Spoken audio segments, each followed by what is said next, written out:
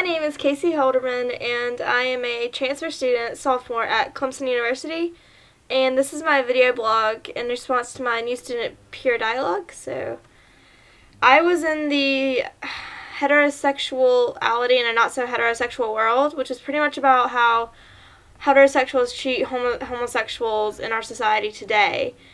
And this is pretty much my response to what I learned and what a dialogue is and how I reacted with my group. So I feel that my group achieved true dialogue because we were able to communicate our thoughts and ideas on heterosexuality and homosexuality in a way that the group would be able to understand and process everyone's different views about how heterosexuals or non-gay people treat homosexuals, which are gay people. And it was because we went over the difference between a debate, discussion, and dialogue. And dialogue is where everyone can understand take in multiple perspectives on a certain topic. And I feel like my group achieved that. I'd say about 96% achieved that. We had some people who kind of would shout out and things like that, but other than that, we were able to understand each other's ideas and respect one another. For the most part, the members of the group were able to calmly express our thoughts, feelings on issues such as gay marriage, gay rights, and how to use the phrases like, "oh, that's so gay," and things like that. We were able to express our opinions and how we felt about that, and in a safe environment. As much as active voices, I would say there were a few active voices in the dialogue, although there were more reserved people. And I feel I was one of those people who shared my thoughts and ideas frequently because I feel that I stand by what I say. I always stand by what I say. I don't really back down from what I'm saying unless right or wrong. I mean, unless I'm proven wrong by fact, I will stand by what I say. And I feel I was an active voice because I wanted to share my thoughts and my opinions on the subject.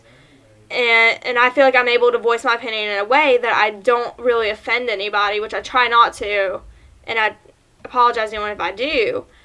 And I also just want to be a part of the discussion or the dialogue, so that my opinion can be known and can be heard so people will know how I feel about a certain issue. And then I feel there were more reserved people in this dialogue group because I feel that some people are either just nervous about speaking in front of people, which is understandable because it's a nerve-wracking thing, and I feel some people were uncomfortable by the topic. For some people that's a very, very touchy issue to talk about, and they're scared to offend somebody, or they're scared that they're wrong and they don't want to say anything. So I feel like that's a contributing factor to why we had so many reserved voices. And also some students there went in not really caring about it because they're just there because they want to pass Library 100, because this is a required activity of the Library 100 class at Clemson, and it's a pass-fail course. Library 100 is a pass-fail course, and so if you don't do this, then you're going to fail. But I did go in just wanting to be there just to get this done over with, because I was like, 2 hours in a room, I don't want to do this. But it actually turned out to be a very, very good discussion and good dialogue, and I thoroughly enjoyed it for the most part. And I feel like these dialogues are a part of the Library 100 class because it teaches students who are new to college life how to interact with all different types of people, because I've met people here who were so sheltered in their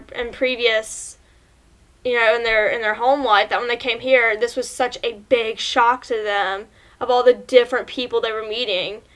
And I feel like it teaches students how to interact with the diverse groups of people here. And if I were a freshman at Clemson University, I would agree that these dialogues are a very useful tool in the Clemson experience, because Clemson is home to many different types of people and is a very diverse campus.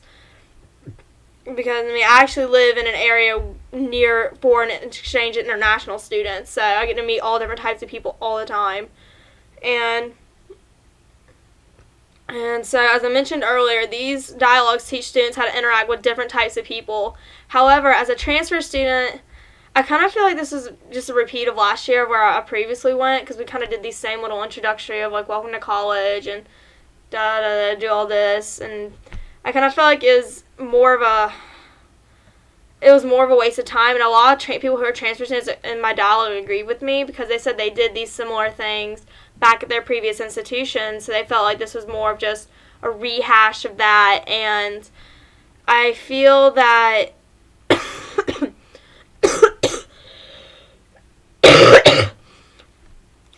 they're very interesting. The dialogues are very interesting, but I just feel that they are a bit of a waste of time because they do them right when schoolwork starts to pile up, and I feel that this cut really bad into my study, like took a nice chunk out of study time and homework time that I needed, because I did similar things like this last year as a freshman, so I feel like I didn't really need to do all this again.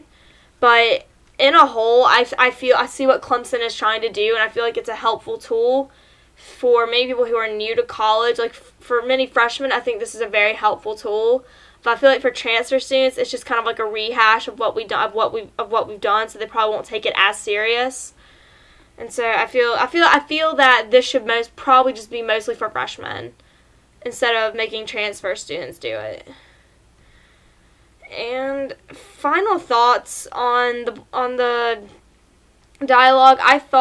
I did, however, enjoy it because I got a chance to interact with people, hear their opinions on how they feel that homosexuals are treated in today's society, and I got to share my opinions on how I feel about certain things, and I did learn a lot about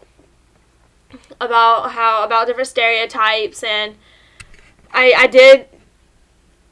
one thing that the dialogue did teach me was I need to watch what I say, because like saying something so gay can really offend somebody, and you don't realize it, because it's like someone saying that's so Casey as a derogative term, and that would hurt my feelings. So if, as a homosexual, that would offend me very much if I heard someone saying that.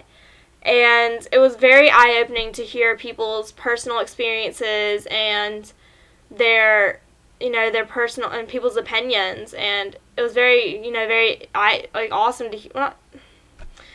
I enjoyed hearing about one of our group members' stories of coming out and how that affected him and what he went through, and then playing a game where we all were coming out to friends and family. I ended up losing everything, and it just kind of hit me. I was like, wow, 40% of these people go through this and eventually just give up on life. So I feel like this was a good dialogue for me to do, and I felt like it was it helps me see the homosexual gay community, the gay and lesbian community, in a different way. And while I still maintain my religious views, I still do not believe in gay marriage. I still believe homosexuality, I believe, is a sin. I don't judge people who choose that lifestyle, because I don't want to be judged for being heterosexual, or if I were a homosexual, I wouldn't want to be judged. So I feel like this has really kind of helped me learn about how powerful judgment can be and how it can really affect somebody. So this is my video blog for my new student dialogue, and I hope you guys enjoyed it.